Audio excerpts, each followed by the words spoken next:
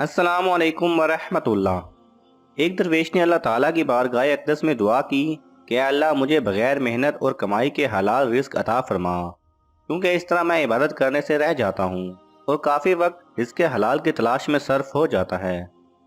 अल्लाह सुब्हानहू व तआला ने उसकी दुआ कबूल की। उसे ख्वाब में एक पहाड़ के नज़दीक जंगल को दिखाया गया। वो दरवेश जंगल में गया और उसने दरख्तों से बहुत से फल तोड़ लिए। अल्लाह ताला ने अपनी कुदरत से उन फलों को खूब मीठा कर दिया। जब उस दरवेश ने ये फल खाए तो उसके 14 तबक रोशन हो गए। दरवेश इस वाक़े को खुद बयान करते हुए कहते हैं कि उसने मेहनत के फल खाने से मेरे कलाम में वो शीरीनी और मिठास पैदा हो गई कि मेरी गुफ्तगू सुनकर लोग हैरान हो जाया करते। उसके बाद फिर मैंने अल्लाह ताला से दुआ की कि ऐ परवरदिगार, मुझे वो इनाम अता फरमा जो सबसे पोशीदा हो। अल्लाह ताला ने मेरी इस दुआ को भी कबूल किया और मेरी कुव्वत गोयाई जाती रही। मेरे दिल को इत्मीनान हासिल हो गया, क्योंकि मेरी गुफ्तगू सुनने के लिए पहले हर वक्त एक जमे गफीर हाजिर रहता था। अब कोई भी पास ना आता और इबादत में मुझे लुत्फ आने लगा था। मेरी कल्बी कैफियत इस कदर पुरमसरत थी कि अगर जन्नत में सिर्फ वही हासिल हो जाए तो मज़ीद किसी चीज़ की तमन्ना ज़रूरत नहीं है। चूँकि मैं रोज़ी कमाने की फ़िक्र से आज़ाद हो चुका था, मुझे इस मामले में मेहनत और मुशक्क़त की कोई ज़रूरत ना थी।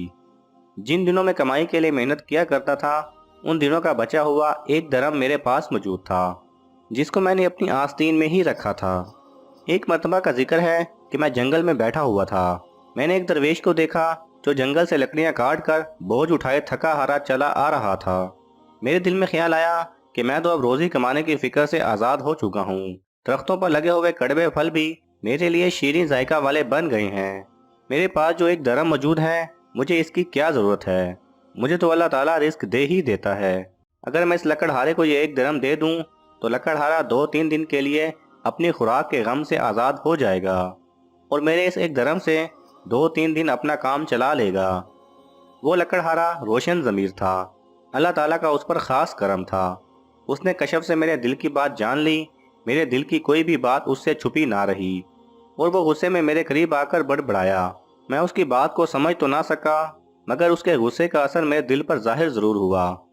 वो कह रहा था, ए अहमक, तू शाहों के बारे में ऐसा सोचता है? अगर तुझे वो रिस्क ना दे, तुझे रिस्क कैसे मिले? उस बुजुर्ग ने लकड़ियों का गट्ठा ज़मीन पर रखा और शेर की तरह तेज़ी से मेरी तरफ आया। उसका जलाल देखकर मुझ पर हैबत तारी हो गई। उसने कहा, ए अल्लाह, अगर तेरे वो बंदे जो तेरी बारगाह में मुकर्रम हैं और जिनकी दुआ कबूलियत का दर्जा रखती है, तो मैं उनके वसीले से तेरी वो मेहरबानी चाहता हूँ जिससे ये सब लकड़ियाँ सोने की बन जाएं। अभी उस लकड़हारे ने ये दुआ मांगी ही थी कि वो सब लकड़ियाँ सोने की हो गईं। ये सब देखकर मुझ पर और हैबत तारी हो गई और मुझे कुछ होश ना रहा। जब मेरे हवास बहाल हुए तो मैंने देखा कि वो दरवेश मर्द अल्लाह सुब्हानहू व तआला से दुआ मांग रहा था, ऐ अल्लाह, तेरे मकबूल बंदे चूँकि शोहरत से भागते हैं और मैं डरता हूँ कि कहीं मेरी करामत मेरी शोहरत का बाइस ना बन जाए, लिहाजा तो इन लकड़ियों को असल हालत पर कर दे ताकि मेरी शोहरत ना हो। चुनाचे वो लकड़ियाँ दोबारा अपनी असल हालत में आ गईं और वो लकड़ियों का गट्ठा उठाकर अपनी राह पर हो गया।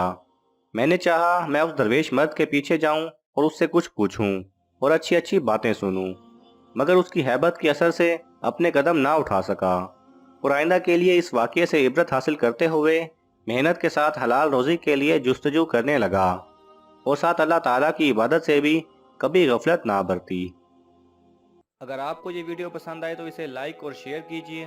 किसी भी किस्म के सवाल और इजहार राय की खातिर कमेंट्स कीजिए और मज़ीद ऐसे दिलचस्प वीडियोस देखने के लिए हमारे चैनल को सब्सक्राइब करें और साथ में बने बेल आइकन पर लाजमी क्लिक करें।